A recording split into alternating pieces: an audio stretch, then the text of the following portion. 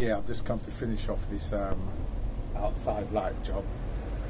These two floodlights being installed. I'm in the process of picking up from the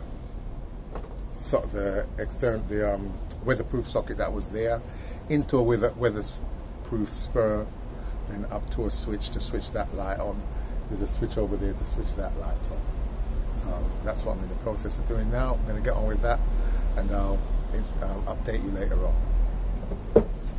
Yeah, my son was asking me to give a bit more explanation about the information about the RCD test that I done the other day when I done the trip times. If you want to know what I'm talking about, there's a link below, and you can have a look at the video when I was doing the test on the RCDO actually. You can check it and you'll see what I'm talking about.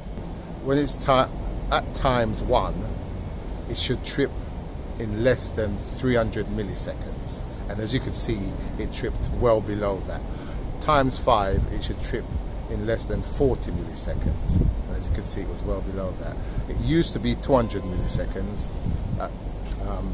With the RCDs,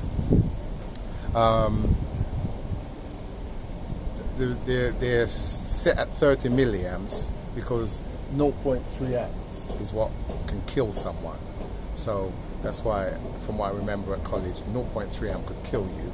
So they rate them at 30 milliamps. But they're really set to trip between 20 and 22 milliamps. Because if they set it to trip at 30 milliamps, it might trip higher, and that will kill you. So they set it to trip even lower. That's from my understanding. So I just thought, hopefully you understand that, and hopefully I've got it right. If anything, leave some comments, let me know if you know better. It's all good. I just wanted to have a word with any aspiring Sparkies out there, and their Sparkies who are teaching them, because I've had a few apprentices, and this particular one, Adil, his name was, he knows who he is if he's there. When he came to me, I think he'd been going to college for about a year or so, or maybe less, but he had no practical experience. So he come to me and he started working, and no tools or anything, but he was a good kid. Once I told him he had to get tools, he bought his tools, and he was really keen.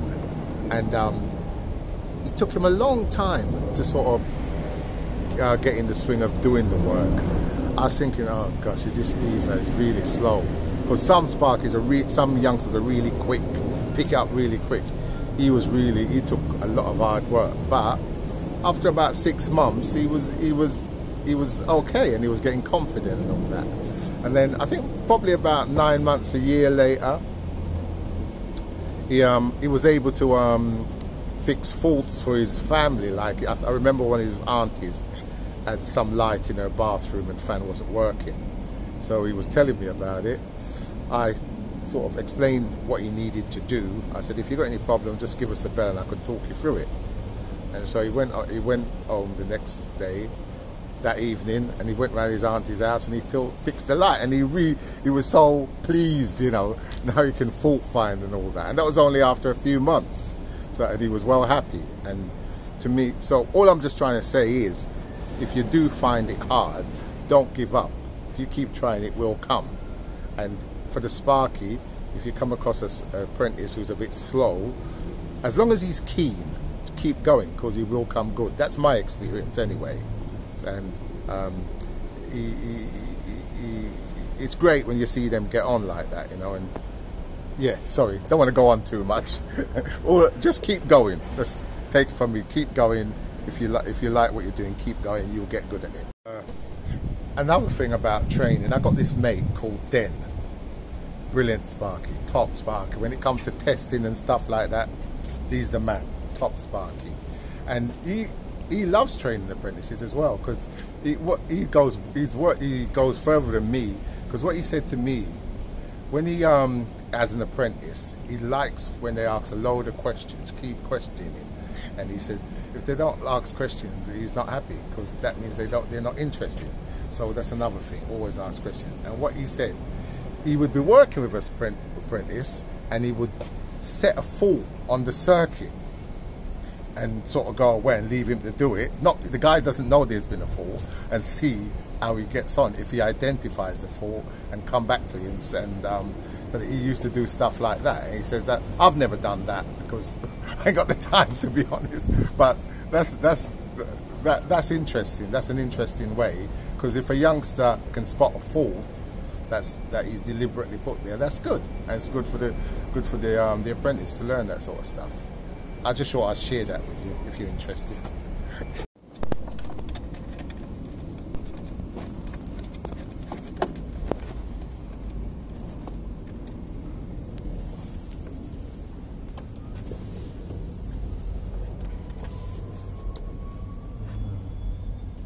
Just seeing the best way to do this, actually.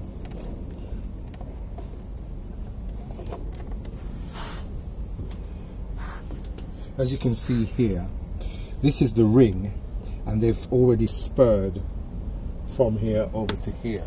I think it might, I'm not sure what that's for. That might be for air conditioning or something. So I'm going to have to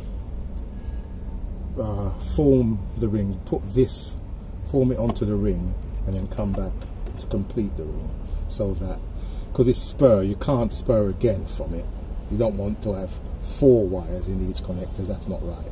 So I'm going to have to disconnect it, bring one leg over to here, another leg back to there to continue the ring. So this will be on the ring, it won't be a spur.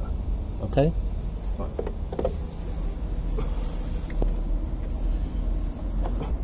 No, these MK boxes, that's why I like to use MK.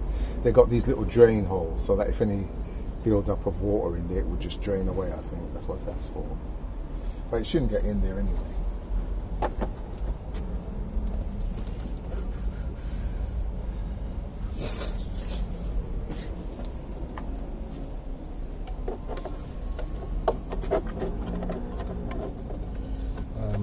I was gonna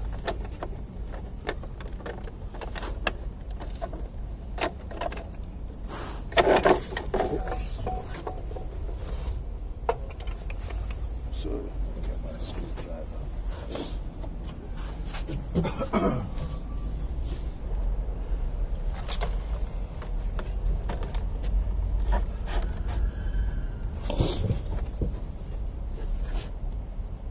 Yeah, well, what I've done, I've altered the ring to extend it to this point, because like I said, they'd already spurred away to here, so I can't spur again. So I use these connectors. They're quite smart, these. You just push them in rather than the crimp, where you have to use the crimp. They're well neat. Been using them for a little while now, they're good. So now I'm just going to reconnect the socket. So one leg of the ring's gone over here, come back over here to continue the ring, yeah? Simple. Nothing hard, as you guys would know.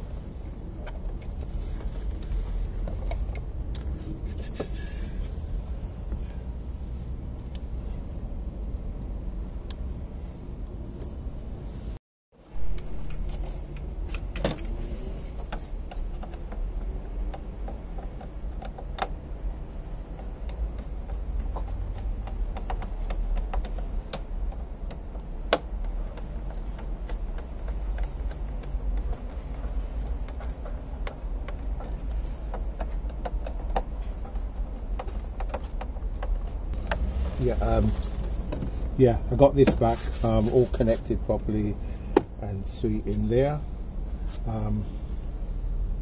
Yeah, I had a little bit of difficulty getting the rubber seal back on, but it's all good now, all sorted. Just getting on, I'm going to connect this now.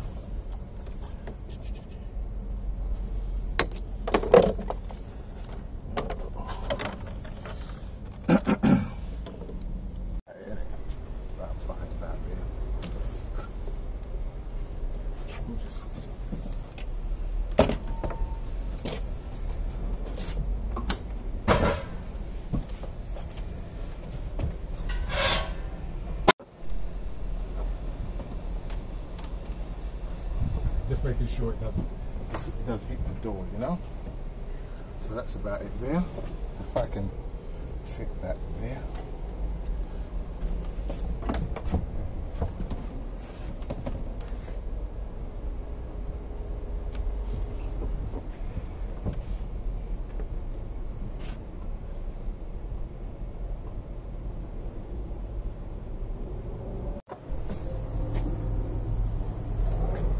Cool. Show it right back to where they were. Right. Okay, that's not bad. It's not gonna, the door's not gonna hit it, that's fine.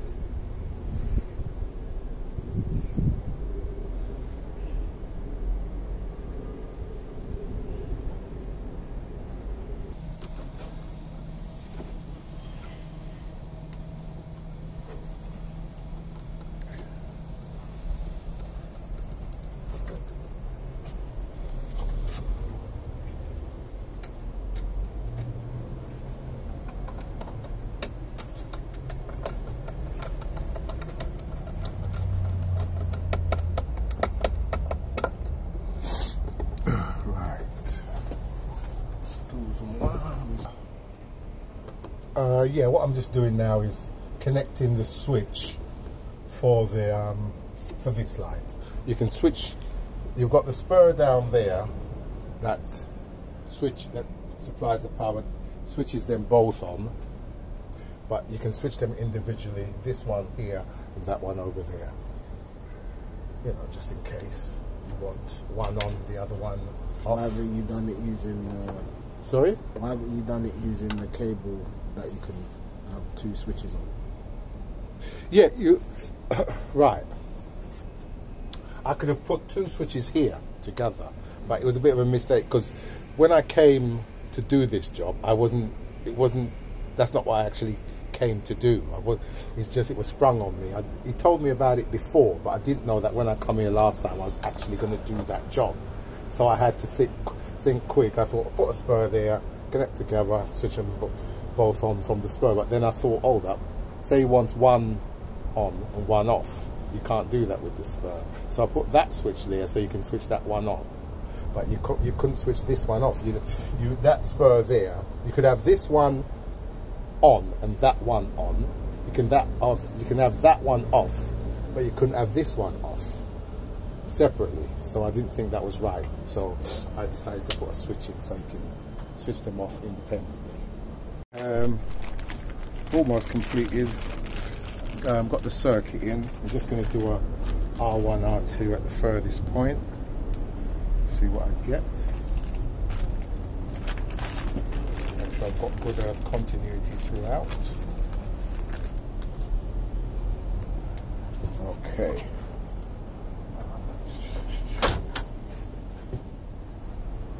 That's on.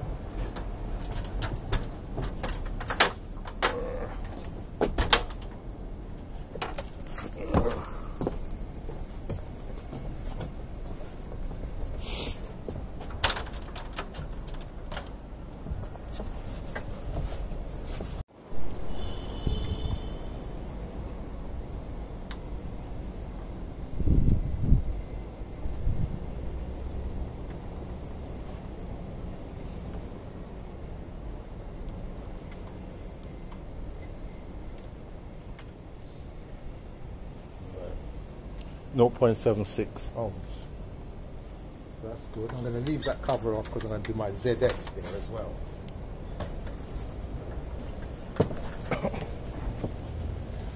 So let's make a note of that. Oh, beautiful. Right.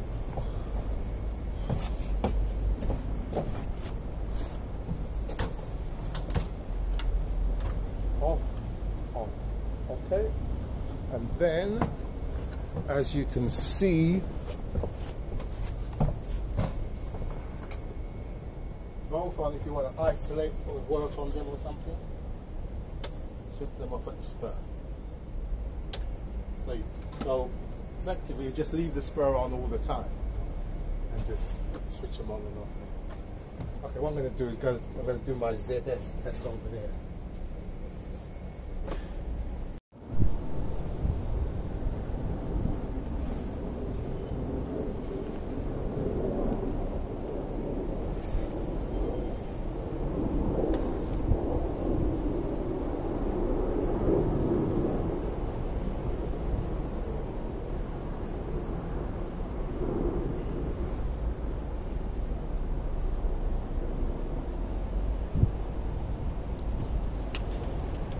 .80, which is good because it's more than the